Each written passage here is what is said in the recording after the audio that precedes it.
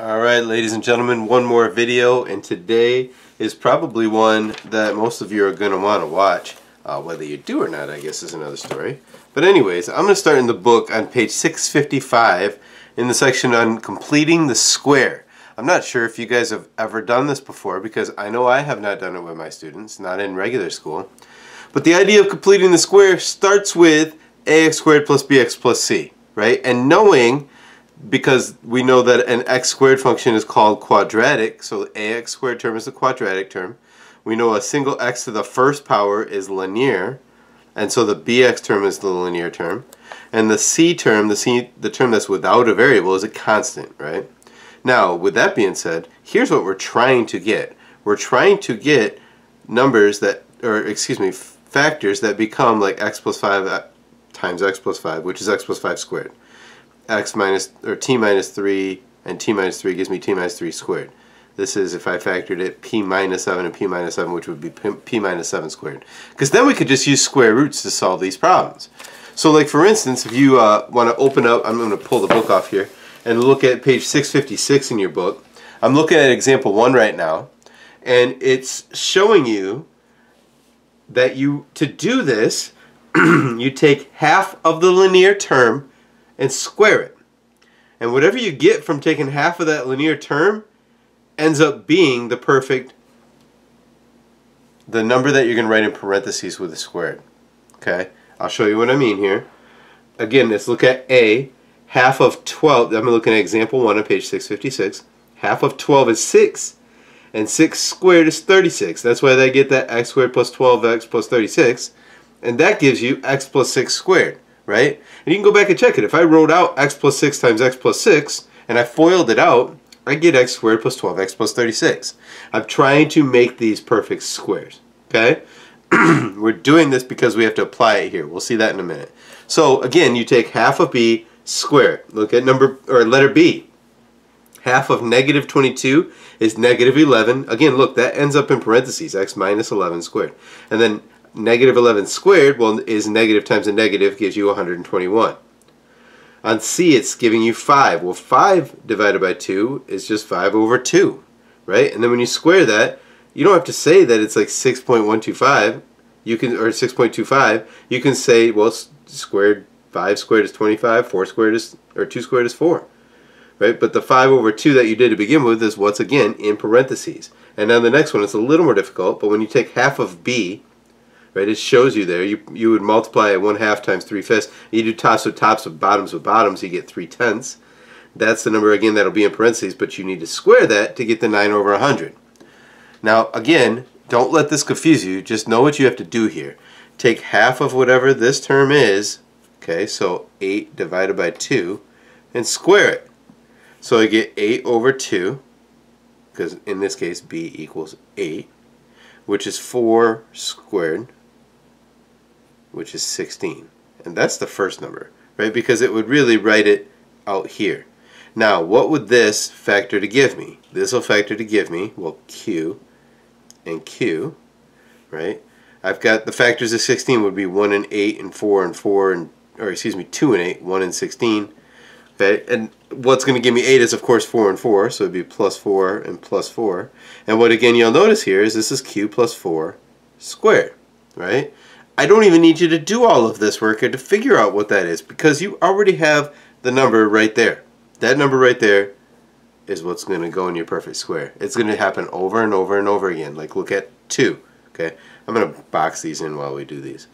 2, I take half of b, which is negative 10, and I square it, which gives you negative 5 squared, which is negative 5 times negative 5. You are always going to get a positive number from this. Again, that is the number that you would write in here. It's always positive. And that would factor to give you t minus 5 and t minus 5. Again, we know that because what we write in the square is always what is b divided by 2. It's always what is b divided by 2. Okay. Next one, it's a little bit more complicated here because b is 3. So I got to take half of 3 and square it. Well, that just means 3 halves times 3 halves, and you do tops with tops and bottoms with bottoms. You get 9 fourths. That's the first answer it wants. Again, because it's saying complete the square for each expression, then factor it. So the factoring would be, well, again, that would come up here. And then you say, holy smokes, I don't know what to write with that. But you do. Because remember, it's always whatever b is divided by 2. So I don't need to go through and show you this. It's just y plus 3 halves squared. That's what the answer is, right? If I were to FOIL this out and get 3 halves, I get 3 halves plus 3 halves, which is 1.5 plus 1.5, which would give me 3. And when I times 3 halves by 3 halves, I'd get this number. So again, for this one, I get 1/4 squared, which is 1/16, right? Because that's 4 times 4. That's the number that would, again, go at the end of this. And then I just have to write this as y. Well, again, I would take like the numbers that go into this, but that's really confusing. It's always what's written in here, right? 1/2. Oh, I just totally did that wrong. I totally did that wrong. It's supposed to be 1/2 of 1/4. So I needed to times that by a half. And I would have got, sorry, 1/8 squared, which is 1/64. So this should be a 64 out here. I'm glad that I caught that while I didn't get too far. You guys have been so confused. So again, 1/64. So again, why is that important here? Because 1/64 is the last term. And then this thing here, this thing when I did b divided by 2 is 1/8. That is always what goes inside the parentheses. If that number is negative, like it was here, then I have to put a minus sign. The rest of these were positive because of that, because they were positive. Okay? Alright, so that is the final answer. Your first part of your quiz tomorrow is going to ask you to just do this, to give me the number and then write the perfect square. Again, the number is the b divided by 2 squared every time, and then squaring it is the other part of it. Right? Now, this other part here is completing the square. And so how I do this is, first of all, if you notice that all of these didn't have a number there to begin with, so I need to get the variable terms by themselves. It actually shows you pretty well on this page here, in this box here that I have circled, how to do this. Divide both sides to make sure that you have a leading coefficient of 1. That's got to be the first step. Isolate the variables on one side, complete the square, which is what we did on those first 4 problems, and then just apply the square root property, which is why we do this complete the square thing. This is just another way to solve these. So what I do is, again, I keep those 2 on one side, so t squared plus 6t equals negative 2. And really, I meant to actually give myself some space here. I'm going to rewrite that again. T squared plus 6t, leave some space, and then write negative 2. Here's why. Because, again, we want to take half of 6 and square it. And 3 squared is how I get this plus 9 out here. But think about the rules of equality. If I add 9 to one side, I must add 9 to the other side as well. Okay? I got right into skill practice number 5 when I probably should have had you looking at example 2. But it's going through all the steps. I first got just the variables on one side, okay? And then I completed the square to put it here and here, okay? And then I got to continue here. This side, the reason we complete the square is because we can write that as t plus 3 squared. Again, that number became the number inside. It's what I would get if I were to factor this out. T plus 3 would give me t plus 3 squared. And on this side, well, negative 2 plus 9 is 7. Now to solve this, well, we just get rid of the square root. We've done this already, right? This is t plus 3 equals. Now remember, when you're solving for a variable, it's plus or minus square root of 7. And all you got to do is just minus 3 to both sides. T equals, well, negative 3 plus or minus the square root of 7. Okay, and as you can see on the bottom, that is the answer, right? If you wrote plus or minus square root of 7 minus 3, that would also be correct. Okay? Alright, so on the next one, I'd really like you guys to try this one. Okay? Move everything, the variable terms to one side. Now here's the thing, with this one, I'm going to give you a little hint. I got to have a leading coefficient of 1, so we got to divide everything by 3. Right? I'm going to rewrite that over here. So y squared minus 2y minus 51 equals 0. Think of the steps that I just went through. I moved the variable terms to one side. I completed the square to get there, wrote it as a square, solved the other side, square rooted, moved the variable, or moved the number to the other side, excuse me. Okay, try it out, see what you can do from this. Alright, so half of negative 2 squared would be negative 1 squared, which is 1. So when I go to complete the square here, y squared minus 2y, leave my little space there, equals, well, positive 51, because I would add 51 to both sides. It's so weird to put the number on the other side. We're always used to having to have 0 there. But in completing the square, we can actually do this. Again, I took half of negative 2, I got negative 1, and then squared that to get 1 because negative times a negative. So I get plus 1 here. We said that's always going to be that way. But I have to add it to the other side just like I added the 9 to both sides, right? This is y minus 1 squared, right? Again, there's that number there, okay? Equals, well, 52. Square root both sides, right? I get y minus 1 equals plus or minus the square root of 52. Now the thing about the square root of 52, let's see, 4 goes into that, 9 does not, 16 does not, 25 does not, nothing else is gonna. 4 times 13. So it wants you to reduce that, right? Y minus 1 equals plus or minus the square root of 4, which is 2, and the square root of 13, which is just the square root of 13. And then you would add 1 to both sides. So I get y equals 1 plus or minus 2 square roots of 13. And I haven't even looked yet to see if that is the correct answer. And it's not. What did I do wrong? Jeez. I'm on fire tonight, guys. This top problem up here, when I divided it by 3, I should have got 17. Right? Which would have given me 18 here. Which is 9 times 2. So that's going to be 3 square roots of 2. Notice I haven't changed anything over here. Everything I did over there was the same thing. Right? And then this is 3 square roots of 2 right here. Right? When I add the 1, I would just get that. 3 square roots of 2. Sorry guys, this is not typical me on these videos. I don't know if I've made more than maybe one mistake the entire time. But that's alright, we got 2 tonight. This completing the square stuff is not the most fun thing to do. But it's just another way to solve problems. Okay, on the quiz tomorrow you will have to do some of this stuff. On the test you'll be able to solve it however you want. Which kind of leads to the next section.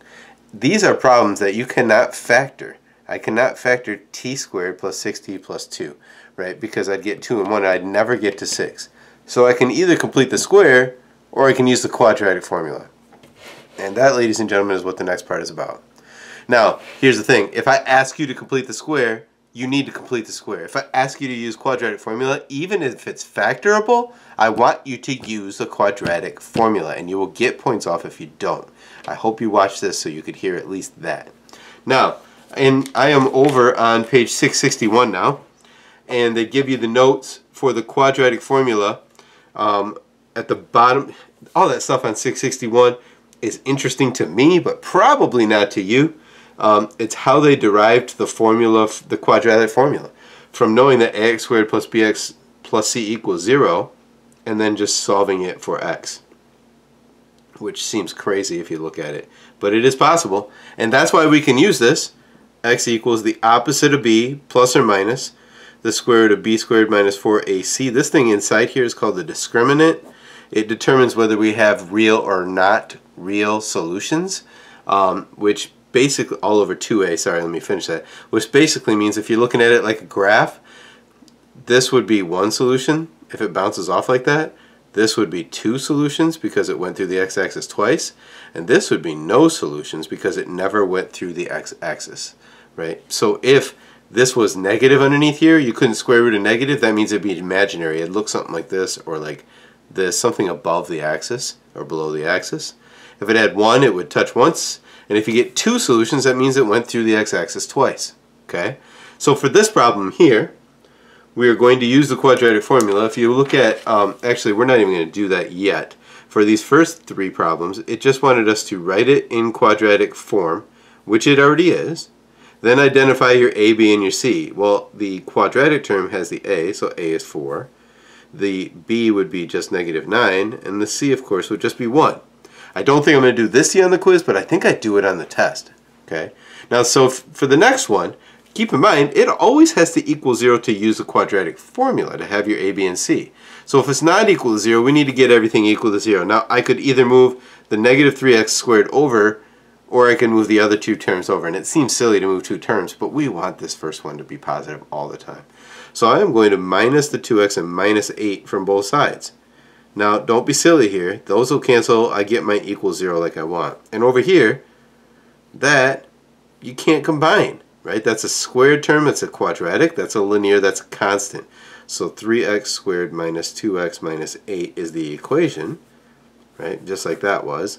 And so a equals 3, b equals negative 2, and c equals negative 8. Now you can see where people would screw up and lose points here. They would say a equals 3, b equals 2, and c equals 8. But that is not the case. They are the opposites because we took them to the other side.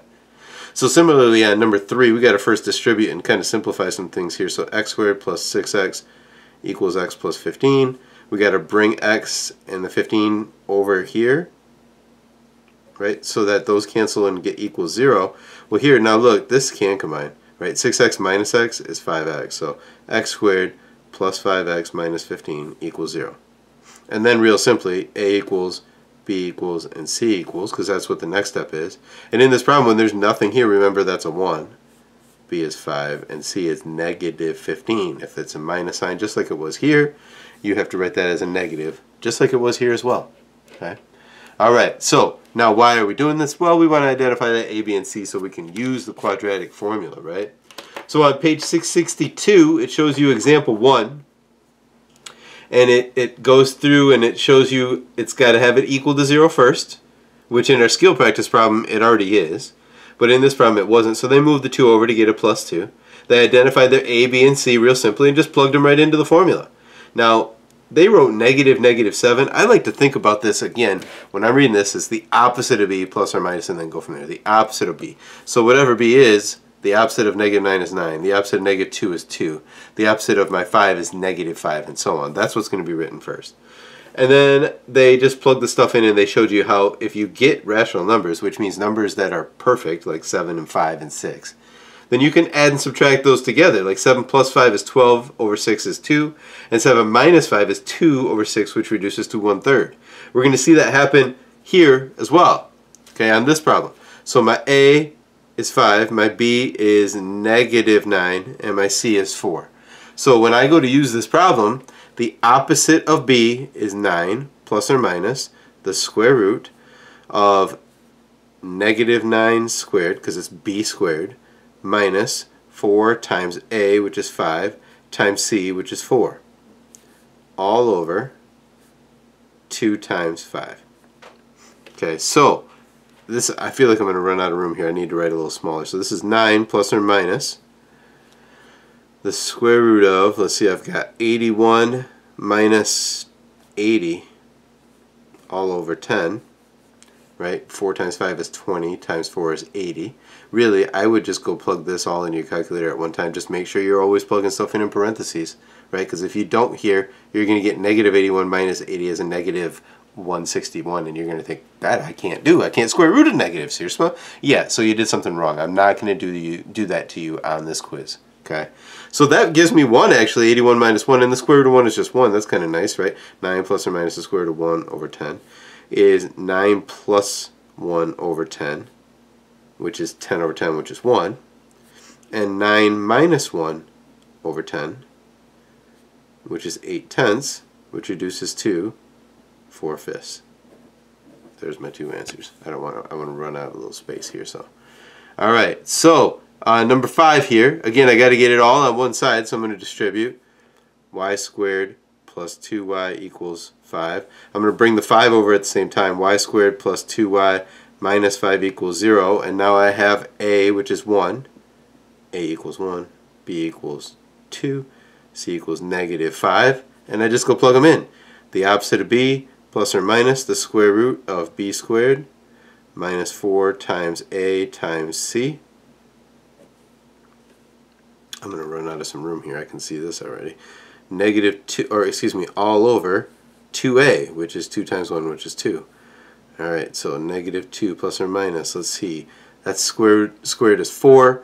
A negative times a negative becomes a positive, right? So I got 4 plus 20 over 2, which is negative 2 plus or minus the square root of 24 over 2, which is negative 2 plus or minus. Again, I can break that down into 4 times 6, right? So that's the square root of 4, which is 2, and the square root of 6, which is the square root of 6, all over 2, and now I can divide a 2 out of every term.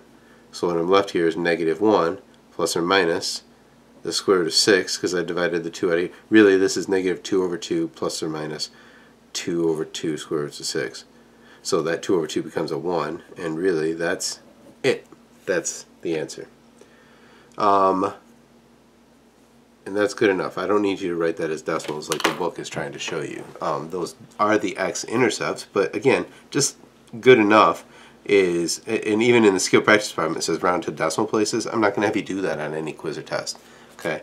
The next one is probably harder than anything I would really make you do. If you look at the example in the book, they just multiply everything by the common denominator to get rid of the fractions, and then they just go about solving the problem from there. So all of these 12 go into 12, excuse me. So I'm going to times everything by 12 first, and I would get 6t squared minus 3t minus 2 equals 0. So A is 6, B is negative 6, and C is negative 2, and I go plug them in. 3 plus or minus the square root of negative 3 squared minus 4 times 6 times negative 2. That, of course, is going to give me a plus sign here. 2 times 6 goes on the bottom. 3 plus or minus the square root of, let's see, you get 9 plus 24 times 2 is 48 over 12, which is 3 plus or minus the square root of 57 over 12. What goes into that? Anything? I don't think so. I think that's the final answer. 3 plus or minus the square root of 57 over 12. It is. Okay? Because 57, the only thing goes into that is 19. Does 19 even go into it? 19, 38, 57. Yes, 3 times. But 19 doesn't square root either. So we leave it like that. 3 plus or minus the square root of 57 over 2. Okay, now number 7 here says solve it any way you want. Like really use any method, right? So I could use the quadratic formula here, or I could just remember that these are the type of problems that I can just factor. Like last chapter, this is 4 and 3 plus 4 plus 3, and set each of those equal to 0 to get p equals negative 4 and negative 3. Remember those easy ones, right? That didn't even have to do this quadratic formula. Now again, if I say use the quadratic formula, then you need to use the quadratic formula. And I'm not trying to hide it from you. It's right there. Like it's going to be on in the book, probably in your notes. Use it while you're doing it. Okay, I don't need to give it to you online because you can just go look at it. All right, number 8. What number 8 says is, again, use it solving any method. But if I get 1 and 5, I'm never going to get 7. So this is not factorable. So I have to use the quadratic formula if I do A, B, and C. Right? A is 5, B is 7, C is negative 1. I get the opposite of B, which is negative 7. Plus or minus the square root of 7 squared minus 4 times 5 times 1. All over 2 times 5. Boy, I am really running out of room here, so I'm going to write kind of small. Negative 7 plus or minus the square root of 49 minus 20 all over 10. Well, that kind of works out because I'm running out of room. Negative 7 plus or minus the square root of 29 over 10. And that is not going to get any prettier. So we're just going to leave it like that. I can't put any number into 29. It's a prime number. So we'll just go from there. Number 9, when I try to solve that problem though, why do I want to square this out, right? I get w squared minus 16w plus 64 equals 3. I'd bring it over and then I'd try to factor it, but I couldn't. So I'd have to use quadratic formula. So instead, this is those problems that we complete the square to get a problem like this, right? This is what we want. W minus 8 equals the square root of 3. But plus or minus, right? Because you are doing it to both sides again, right? When you're solving for the variable. And then just add 8. That's easy. 8 plus or minus the square root of 3. That's a lot easier than using the quadratic formula, y'all. Use it. That's why we do problems like that. Number 10. If I'm giving you number 10 as a skill practice problem, there's probably going to be a problem like that on the quiz. Okay? It's a story problem. It says you can see the application in the book that shows you how to do like length, width, and height. They're talking about volume there. They foiled things out and went from there. The problem in the skill practice number 10, you probably don't want to just get to. It says that the length of a rectangle is 2 inches longer than the width. So I made the width W, and I made the length be W plus 2, right?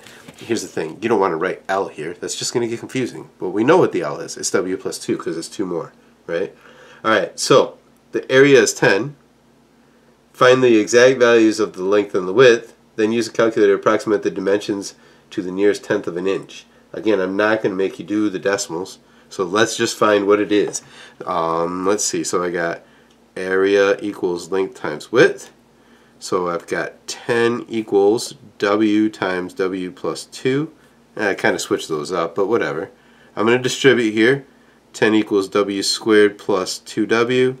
And move the 10 to the other side. So I'm really going to make this 0 and make this a minus 10 on the end, right? I have minus 10 to both sides here.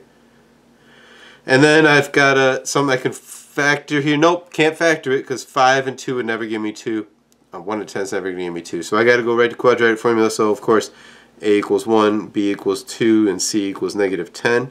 And I get, let's see, the opposite of B, plus or minus the square root of B squared minus 4 times 1 times negative 10 because of 4 times 8 times C, all over 2, which is negative 2 plus or minus the square root of 4 plus 40 over 2, negative 2 plus or minus the square root of 44 over 2, and 44 is 4 times 11.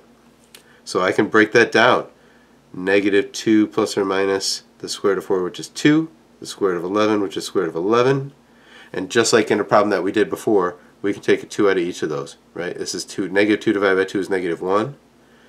These 2 divided by 2 would be 1 square roots of 11. And let me double check here.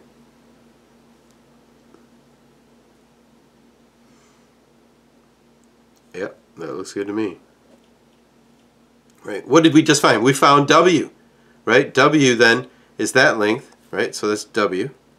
It also told us to find the length though, and the length would just be this plus 2, right? So think about what that is. That'd be negative 1 plus square root of 11 plus 2. And we would just add like terms, right? 2 plus negative 1. We can do that. It's 1 plus the square root of 11. That's the length.